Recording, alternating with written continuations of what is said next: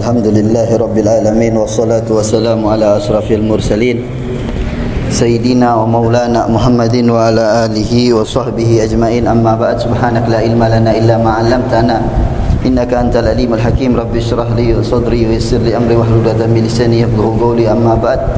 Alhamdulillah, segala puji bagi Allah Subhanahu wa taala. Kita taufik daripada Allah Subhanahu wa taala, istiqamah di dalam berkumpul pada malam Jumat, bersolawat kepada Rasulullah sallallahu alaihi wasallam, melanjutkan daripada mendengarkan nasihat demi nasihat.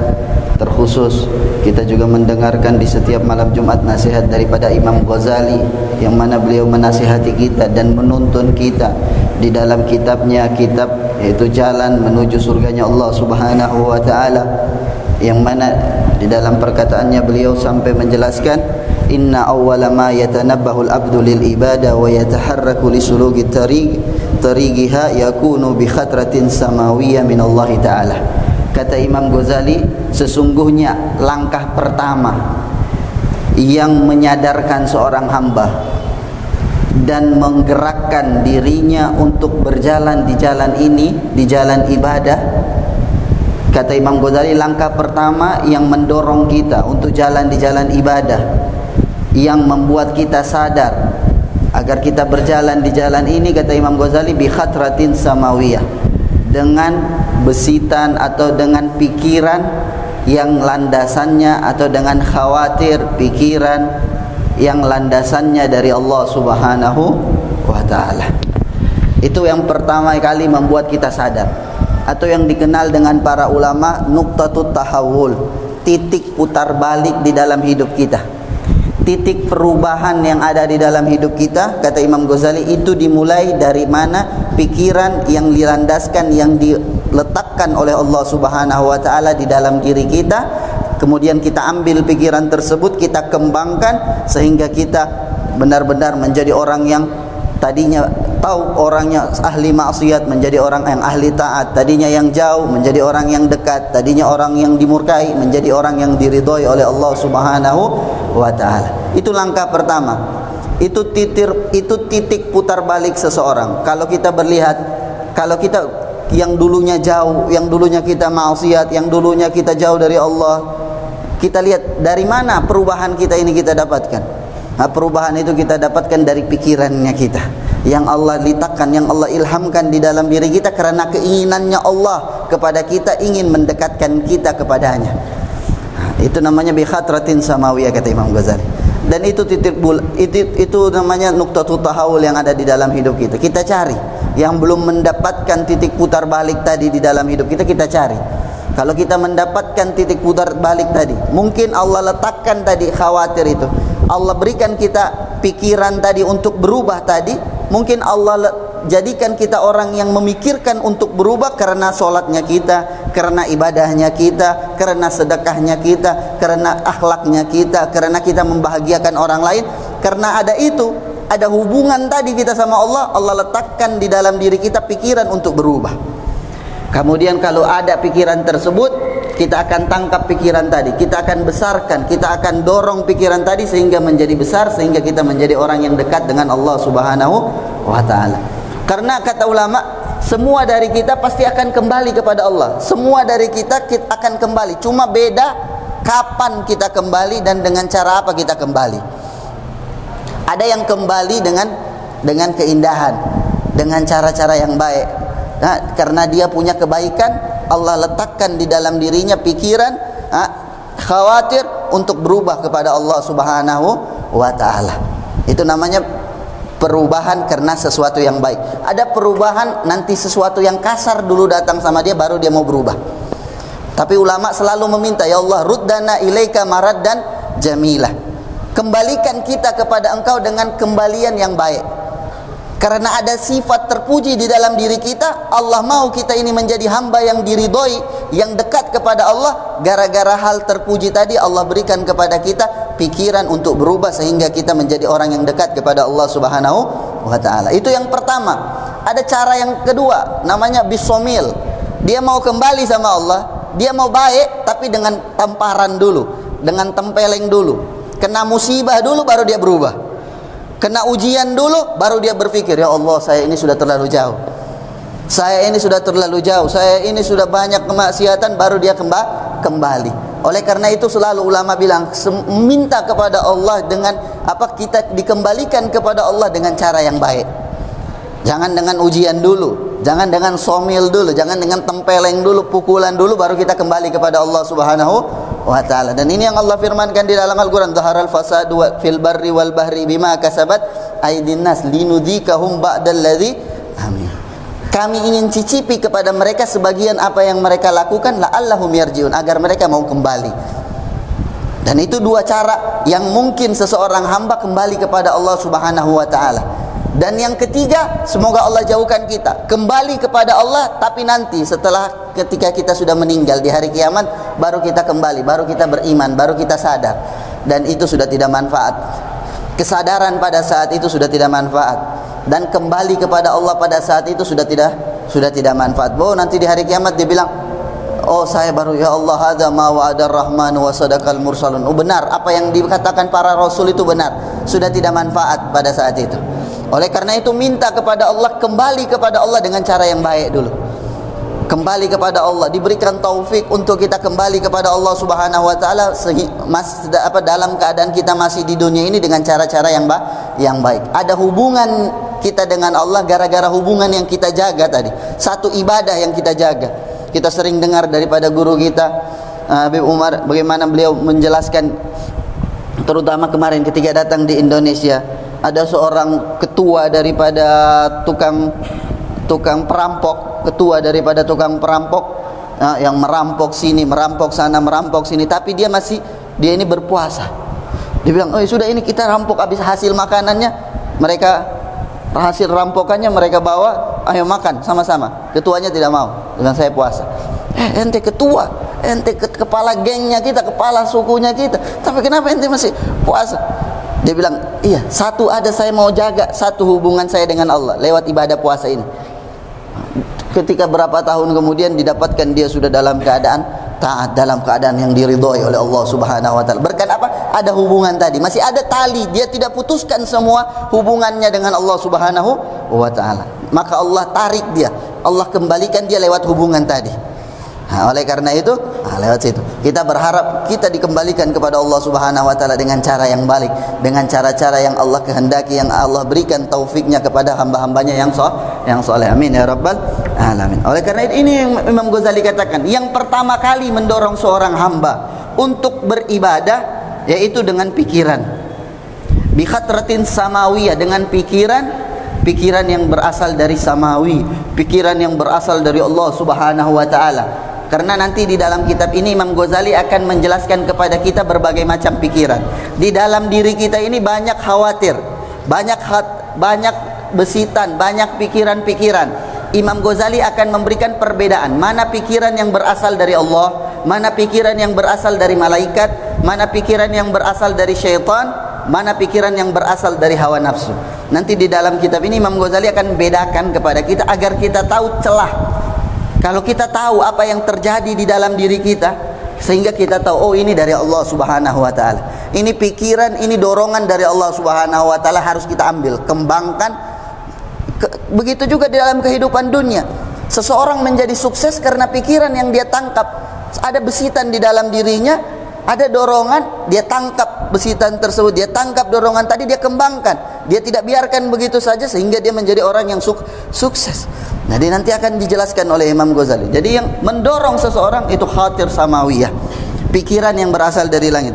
Wa taufikin khas, dan taufik yang khusus dari Allah Subhanahu wa taala, atau yang dikenal dengan cahaya yang disebutkan, yang difirmankan oleh Allah Subhanahu wa taala, afaman syarahallahu sadrahu lil Islam fahuwa ala nurin mir rabbih.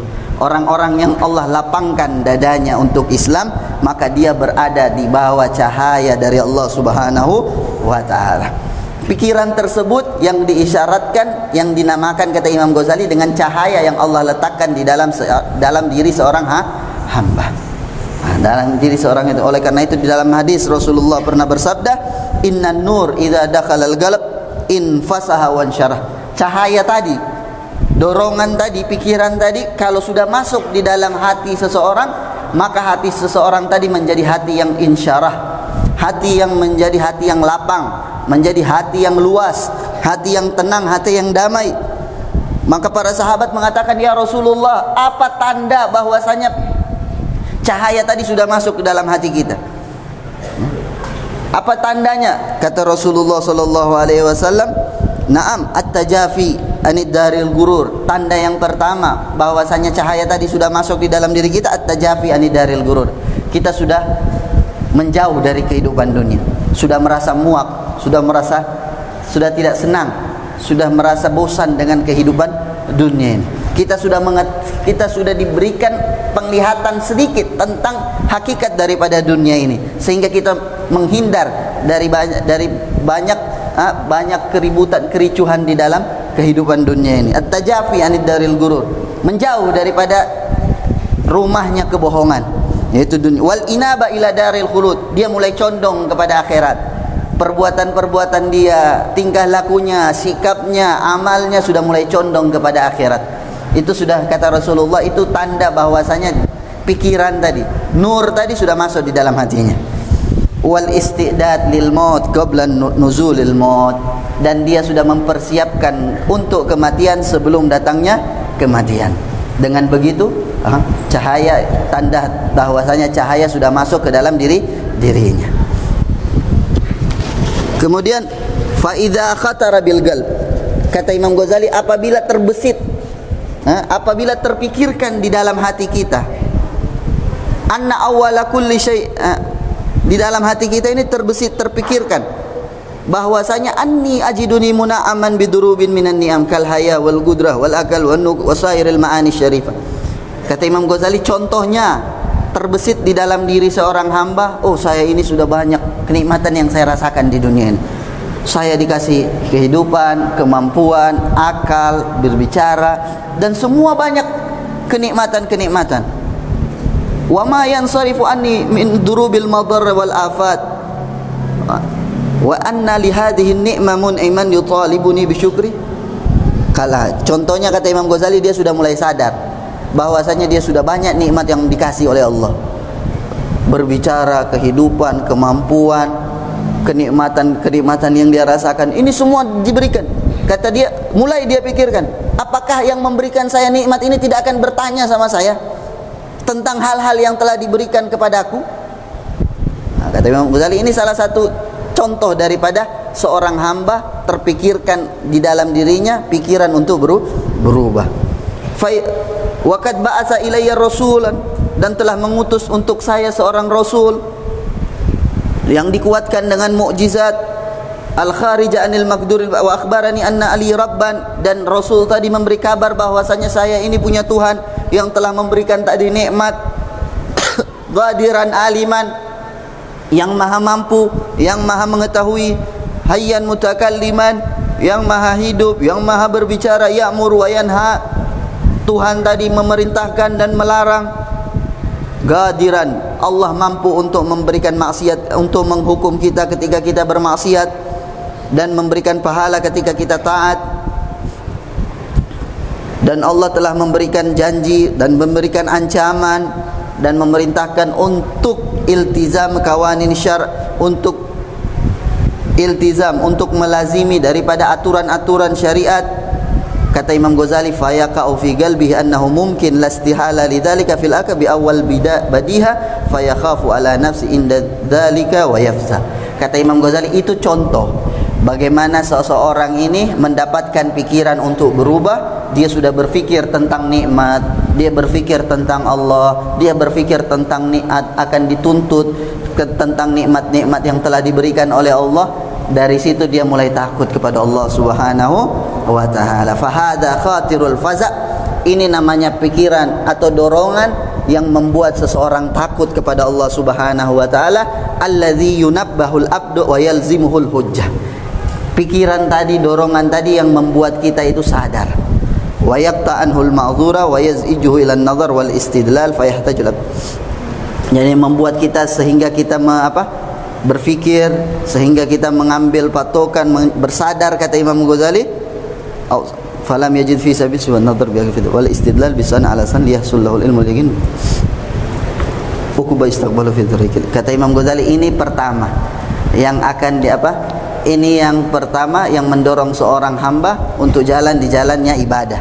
Jalan ibadah yang dicantumkan, yang dijelaskan oleh Imam Ghazali, bagaimana kita jalan di jalan ibadah sehingga bisa sampai kepada surganya Allah Subhanahu wa taala. Maka dorongan pertama pikiran tadi. Oleh karena itu, ketika ada pikiran-pikiran yang baik di dalam diri kita, tangkap pikiran tadi. Jangan lewat begitu saja. Jangan kita biarkan hilang begitu saja, karena pikiran-pikiran tersebut datang dari Allah Subhanahu wa taala yang perlu kita kembangkan tadi. Kembangkan pikiran tadi. Oleh karena itu kata Imam Malik kepada Imam Syafi'i, ya bunai inni ara fika nur fala tudayyi'uhu bil ma'siyah. Wahai anakku, kata Imam Malik kepada anaknya, kepada muridnya Imam Syafi'i, wahai anakku, saya melihat di dalam dirimu itu ada cahaya, maka jangan matikan, jangan padamkan cahaya tadi dengan maksiat kepada Allah Subhanahu wa taala. Jadi yang ada di dalam diri kita yang mendorong kita untuk hadir di majelis setiap malam Jumat, untuk kita taat kepada Allah Subhanahu wa taala, itu semua cahaya dorongan taufik dari Allah Subhanahu wa taala. Kembangkan, besarkan pikiran tersebut, jangan kita padamkan dengan pelanggaran kita kepada Allah Subhanahu wa taala. Semoga kita menjadi hamba-hamba yang selalu disertai taufik dari Allah Subhanahu wa taala. Amin ya rabbal alamin. Sallallahu alaihi wasallam Muhammadil ummi wa alihi wasallam. Alhamdulillahirabbil alamin. Bismillahirrahmanirrahim.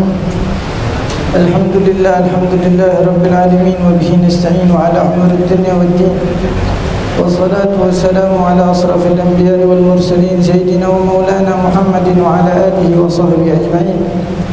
Alhamdulillah, segala puja dan puji milik Allah Subhanahu wa taala, yang mana Allah Subhanahu wa taala telah mengumpulkan kita pada malam hari ini untuk selalu beristiqamah di dalam satu perkumpulan, yang mana perkumpulan tersebut pasti dirahmati oleh Allah Subhanahu wa taala, yang mana perkumpulan tersebut pasti diberikan sakinah oleh Allah Subhanahu wa taala, yang mana di perkumpulan tersebut perkumpulan yang mulia karena disebutkan nama Allah Subhanahu wa taala, karena disebutkan nama kekasih Allah Subhanahu wa taala, yaitu baginda Nabi besar Muhammad sallallahu alaihi wa ala alihi wa sahbihi wasallam.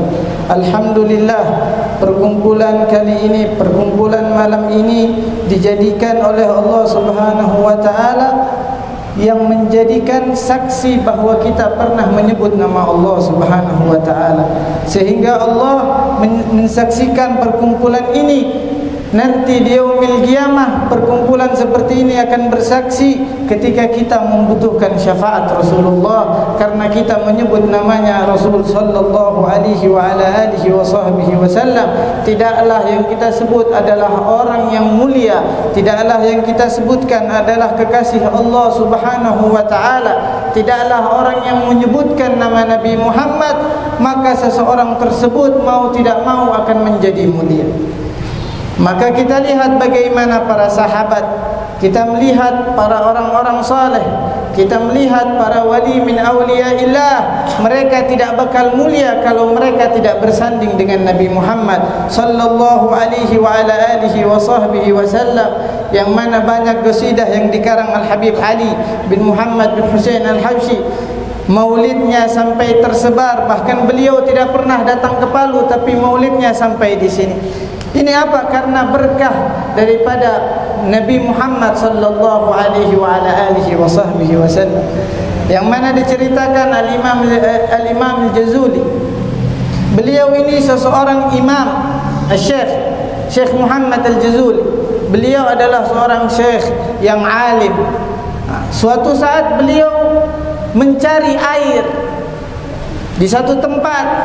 Beliau kebingungan. Beliau ingin melaksanakan salat, beliau mencari air.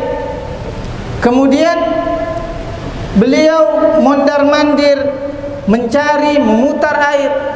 Kemudian beliau melihat seorang anak dengan seorang ibu di atas atap.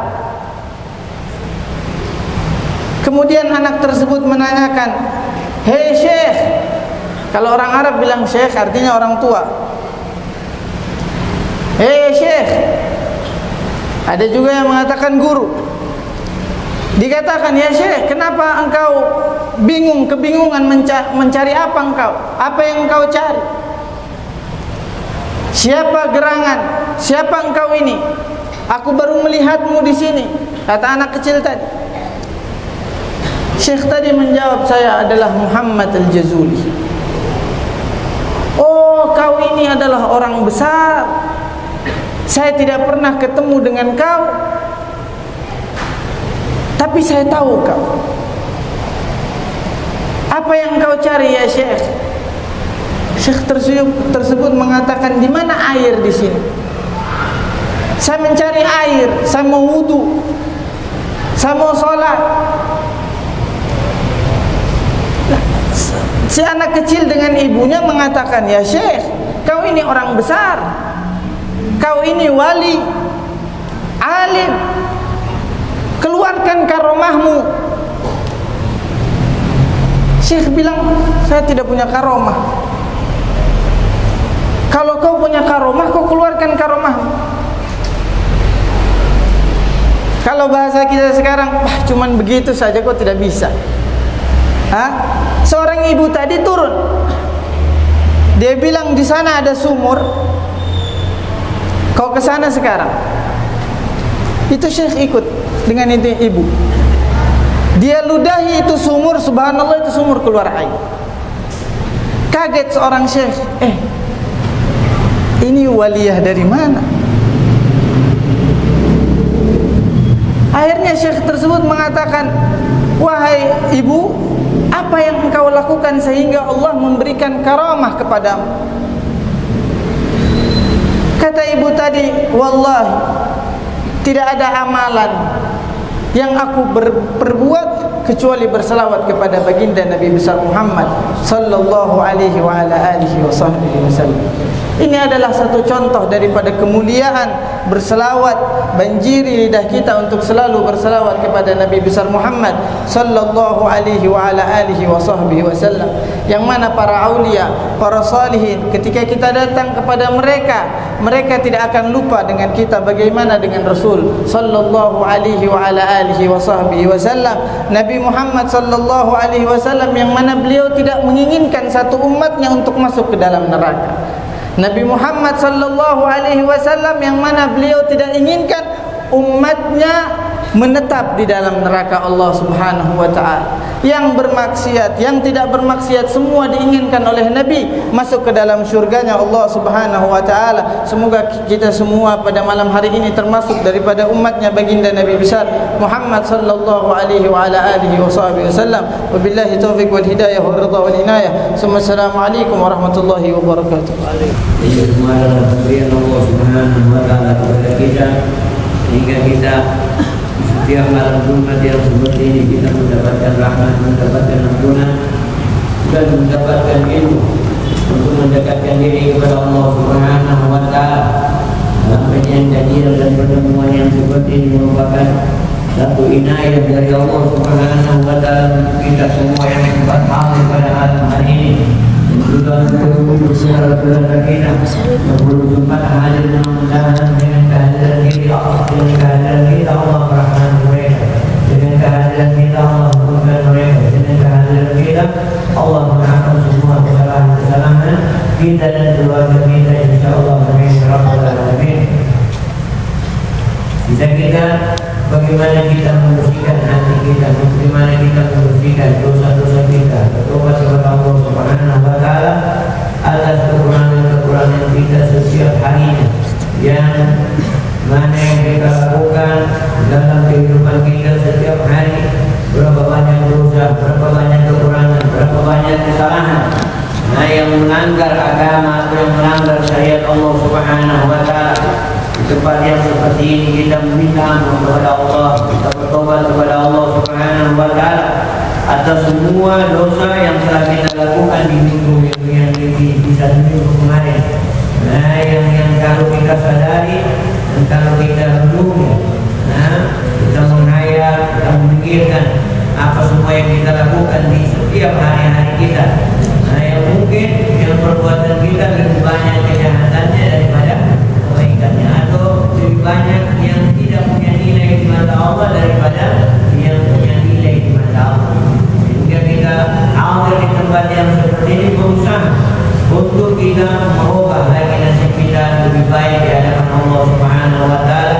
Bagaimana kita mengisi waktu-waktu kosong kita di dalam di rumah kita, mengisi waktu-waktu kosong kita dengan berzikir kepada Allah, dengan mengaji, dengan melakukan ketaatan-ketaatan, dengan melakukan suatu kebaikan-kebaikan di waktu-waktu kita ketika kita berada di rumah, di kantor, di jalan dan seterusnya.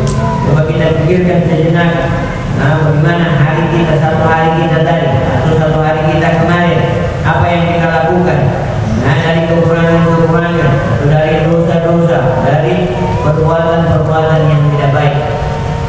Ketika kita sudah memikirkan, maka kita akan memperbaiki. Kalau kita sudah memperbaiki, maka akan kita rasakan kenikmatan taat, kenikmatan kebaikan yang Allah berikan kepada orang-orang yang sudah Allah berikan kepada mereka. Mudah-mudahan Allah Subhanahu wa taala mengampuni dosa-dosa kita. Kita bertobat atas dosa-dosa kita yang telah kita lakukan di dalam hidup kita. Mudah-mudahan Allah ampuni semua dosa kita. Kita pikirkan dosa tersebut. Kalau kita sudah pikirkan, kita sesali apa yang telah kita lakukan dari dosa. Orang yang tidak menyesali atas perbuatan dosa, berarti dia masih berada di dalam keadaan yang sangat bahaya seperti ini. Orang kalau dia berbuat dosa kemudian dia tidak merasa berdosa atau dia tidak menyesali apa yang telah dia lakukan, maka hidupnya dalam keadaan bahaya. Bisa jadi dalam keadaan berdosa seperti itu, Allah tarik dia, Allah ambil nyawanya, Allah matikan dia, maka dia mati dalam keadaan berlumuran dosa. Tapi orang-orang yang menyesali apa yang telah dia lakukan daripada dosa, orang-orang yang seperti ini, orang yang diselamatkan oleh Allah Subhanahu wa taala, orang yang diampuni oleh Allah Subhanahu wa taala dosanya. Kalau dia sudah sesali terhadap dosanya, maka di dalam riwayat disebutkan kalau kita sudah berbuat dosa, maka barengi dosa itu dengan perbuatan taat, baik dengan sedekah, baik dengan salat, baik dengan mengaji, sehingga kebaikan yang kita lakukan itu menghapus kita punya dosa yang telah kita lakukan. Begitulah perbuatan-perbuatan yang disampaikan oleh baginda Nabi Muhammad sallallahu alaihi wasallam. Ada seorang yang datang kepada Nabi yang dia menyesal dengan satu dosanya yang begitu besar. Dia katakan sama di hadapan baginda Nabi Muhammad sallallahu alaihi wasallam, orang-orang dulu kalau habis berdosa, mereka mau bertobat kepada Allah Subhanahu wa taala, mau kembali kepada Allah. Biasa mereka datang kepada Nabi, kalau tidak Nabi, para sahabat. Kalau di zaman sekarang orang yang berdosa itu tidak ada menyesal, tidak ada. Bagaimana dia mau bertobat? Bagaimana menyesal, tidak ada. Berkali dia datang sama ulama, berkali dia tanya sama ustaz, berkali dia tanya sama pak imam, bagaimana saya berbuat dosa. Ini orang yang baik yang seperti itu. Orang-orang yang di zaman sekarang kita ini yang terlalu ini jauh dari Allah Subhanahu wa taala. Bahkan mereka dengan dosanya berbangga. Wa iyadu. Datang sama baginda Nabi Muhammad sallallahu alaihi wasallam dengan penyesalan yang besar. Ya Rasulullah, saya telah berbuat dosa besar. Dia dalam keadaan menyesal kepada apa yang telah dia lakukan. Nabi sallallahu alaihi wasallam belum menyampaikan untuk bertobat, tapi Nabi besarkan dulu hatinya.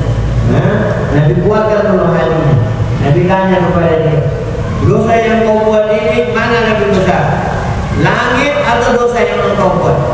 Ini orang ini mungkin dengan yang dia rasa bahwa dosanya itu begitu besar apa yang telah dia lakukan, dia katakan sama Rasulullah, ya Rasulullah, dosaku saya rasa lebih besar daripada langit.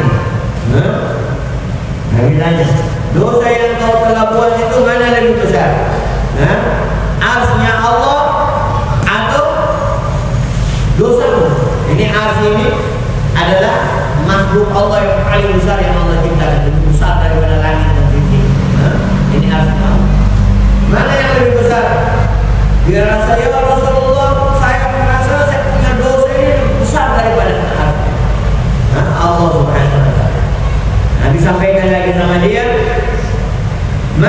lebih besar, dosaku atau rahmat kasih sayang Allah Subhanahu wa taala? Nah, dia pikir-pikir, dia bilang, ya Rasulullah, mungkin rahmatnya Allah, kasih sayangnya Allah lebih besar daripada dosa saya. Maka Rasulullah SAW sampaikan sama dia, nasihati sama dia tentang apa yang dia lakukan. Artinya harus ada rasa penyesalan, dan dia sudah punya penyesalan, dan dia punya penyesalan. Karena Allah sampaikan di dalam Al-Quran, la taqnatu la tayasu min rahmatillah.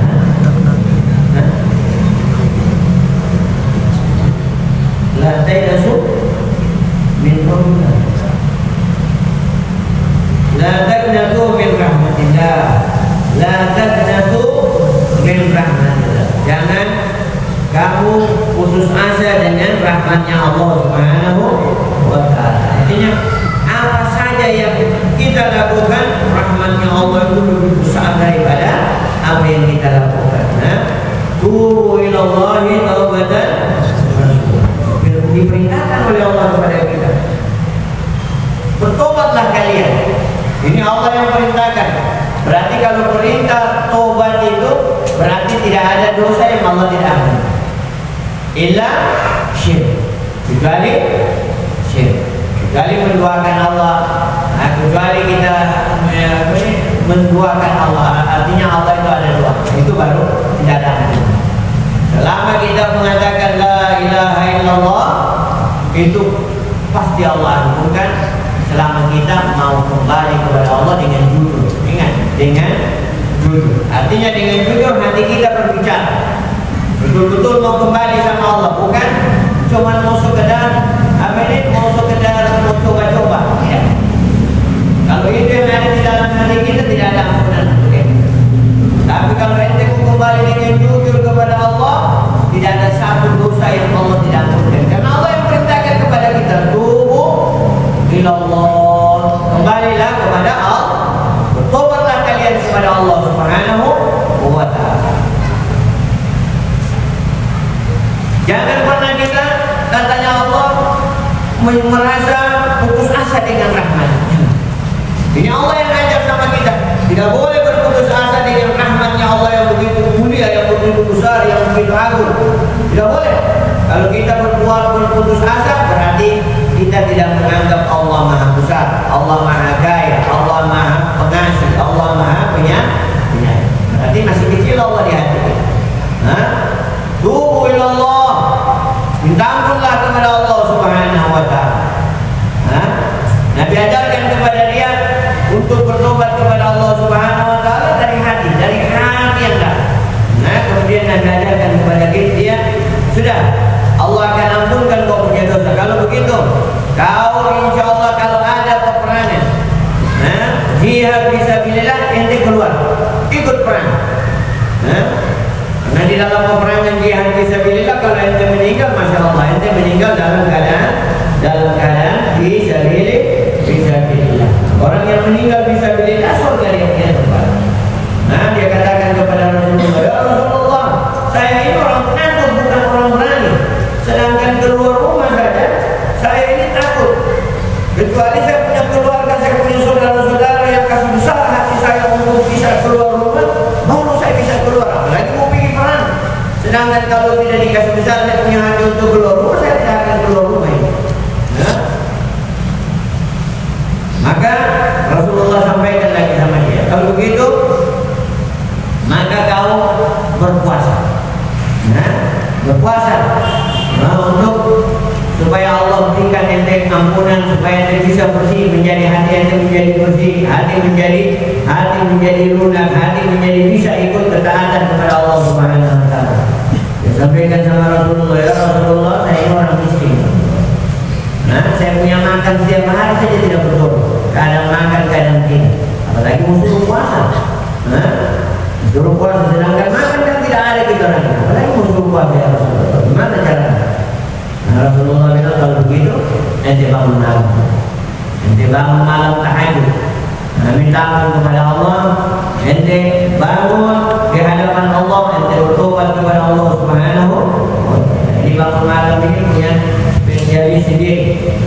kemuliaan sendiri di mata Allah Subhanahu wa taala.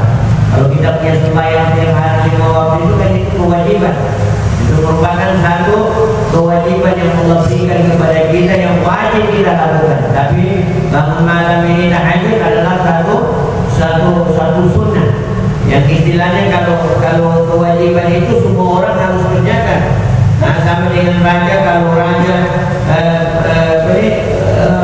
memberikan kebaikan kepada masyarakatnya, maka dia bukakan open house untuk 1 hari makan semua bisa datang. Nah, sama saja.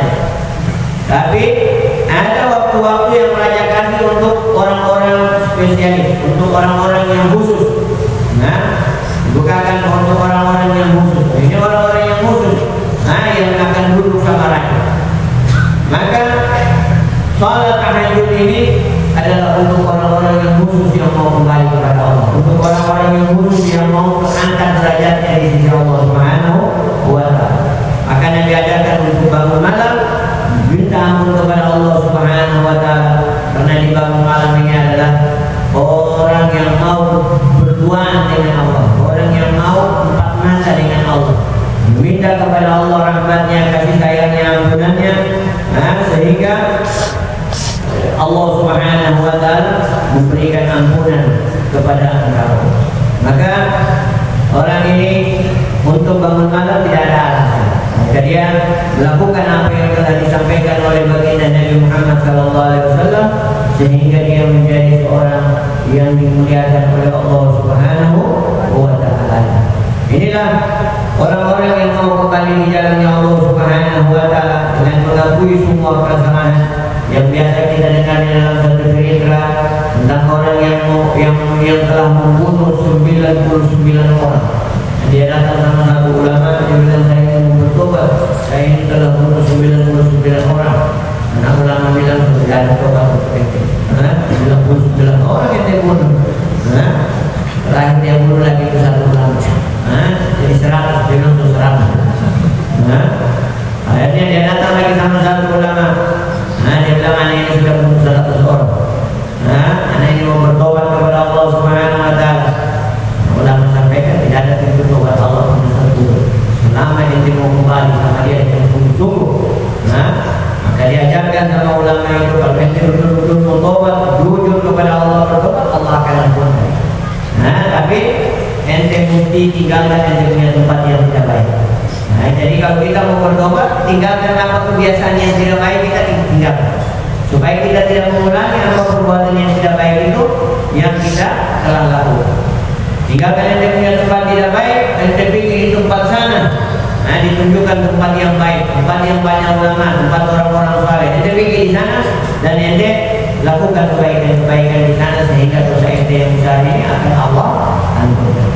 Masih di tengah jalan dia belum sampai, dia belum pernah berbuat baik.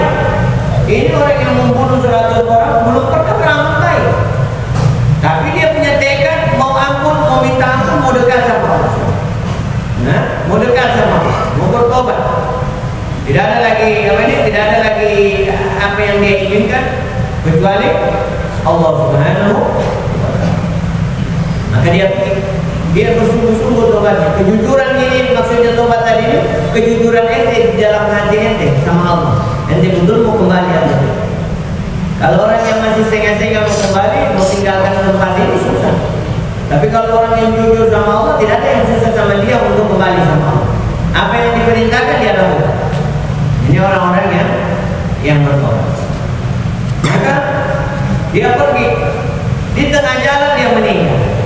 Dibunuhnya kebaikan. Allah utus malaikat. Malaikat ini rampasan. Malaikat yang ini malaikat jahanam rampas ambil. Ini orang penjahat yang belum pernah berbuat baik. Malaikat rahmat ambil serang. Ini orang belum berbuat baik, tapi dia sudah mau kembali sama Allah. Akhirnya malaikat rahmat dengan malaikat azab ini bertengkar untuk ambil orang itu.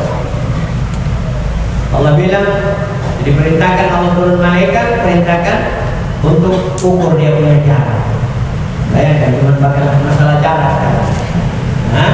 Ukur jaraknya. Coba lihat, ini orang sudah bertobat.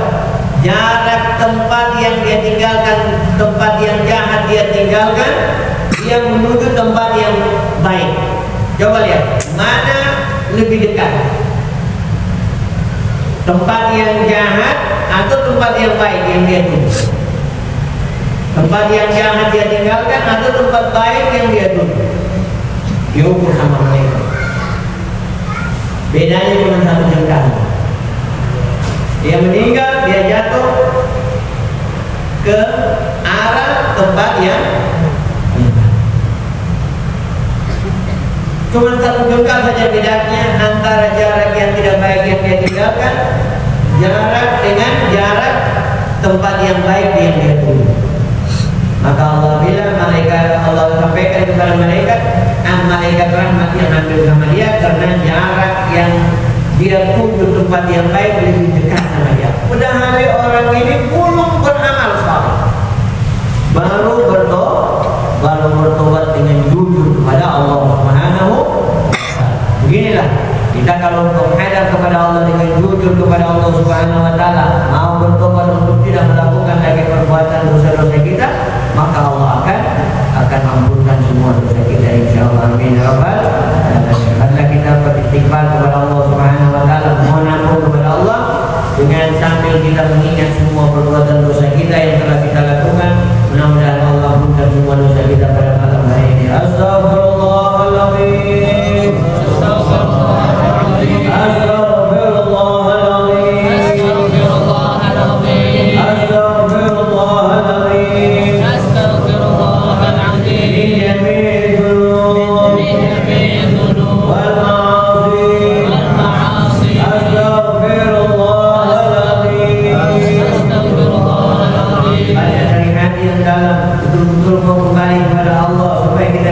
Dan dosa kita yang telah kita lakukan, kalau kita sebutkan dengan baik dari hati betul untuk bertobat kepada Allah Subhanahu wa Ta'ala. Astaghfirullahaladzim.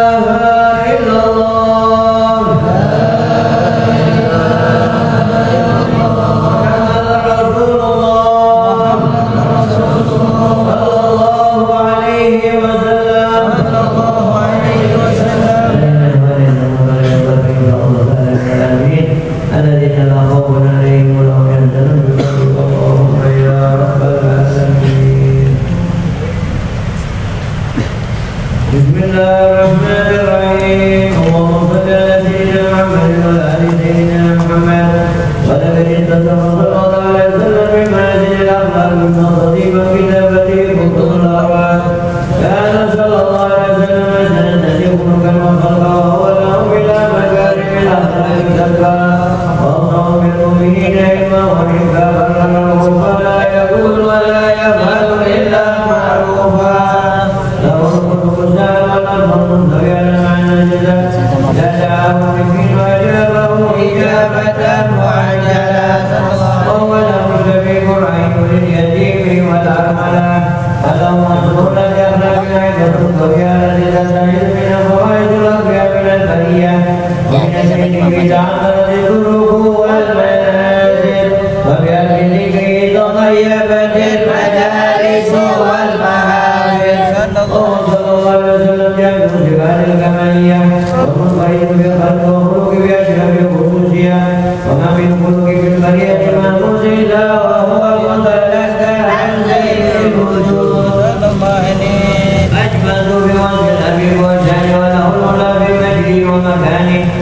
وبيدك تعالى مجدها ولا تجويدها بإنادي وقد قصد الكلام في تكفير ما فرض العلم وكأي مولد النبي الكريم وحكاية ما أكرم الله به على الأفضل المكرم من التكريم والتعظيم والخلق العظيم فلنجد المسلك إن سبقنا بهذا المكان وأقرأ السلام على سيدنا السلام عليك أيها النبي ورحمة الله وبركاته السلام عليك أيها النبي ورحمة الله وبركاته السلام عليك أيها النبي ورحمة الله وبركاته وبذلك ينزل الخلق كما ينزل التكليف عليه أفضل الصلاة والتسليم اللهم صل وسلم أشرف الصلاة وتسليم على سيدنا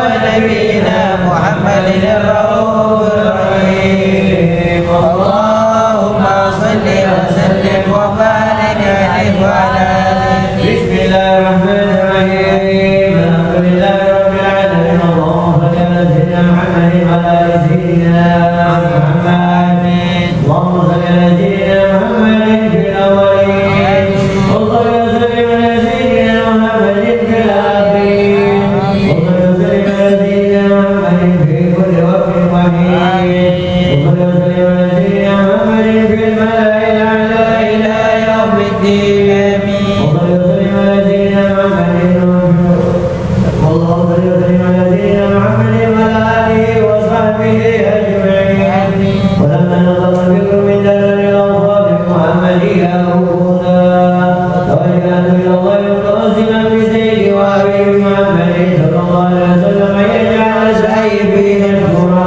وفعل فيه محمودا ويكتب عمل بالعمل المقبول وتوجه بالتوجهات الخالصة والصفات الموصولة اللهم يا من إليك توجه الأمال فتموت الظافرة وعلى بعزتك وأصلح حلوتك منه الفيوضات الظاهرة نتوجه إليك أجرك وسعيد لديك سيد المرسلين عبدك الصادق الأمين سيدنا محمد الذي عمت رسالته العالمين أن تصلي وتسلم على تلك الذات الكاملة مصطفين أمانتك وحفيظ سرك وحفيظ رعاية دعوتك الشاملة ونبي الأكبر المأمور لك والمخصص بشرف الأخبار في كل موطن من مواطن الكل ومظهر لازم من ذلك في بارك وزكي وزير ذلك بأهل ذلك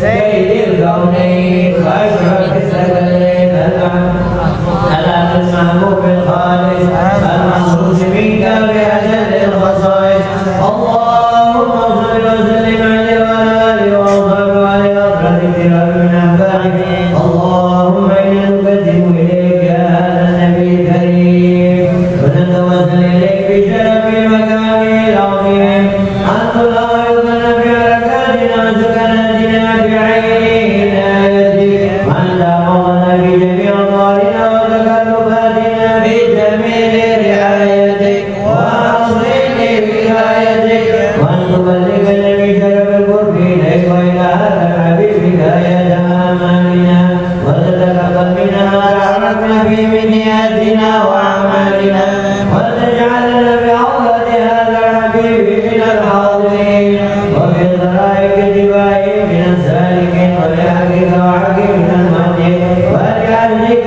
من الحافظين اللهم إنا لنا أطمع في رحمتك الخاصة فلا تحرمنا وارزقنا جميل لديك وسيلتنا إليك فلا تخيبنا آمنا بك وبرسولك وما جاء به من الدين وتوجهنا به إليك مستشفعين أن تقابل المذنب منا بالغفران والمسيء بالإحسان السائل بما شاء والمعامل بما عمل وأن تجعلنا ممن نصر هذا الحبيب ووالاه وهو ببركات وشريف وجهه أولادنا ووالدينا وأهل قدرنا ووالدينا وجميع المسلمين والمسلمات والمؤمنين والمؤمنات في جميع الجهات وأهل راية الدين القويم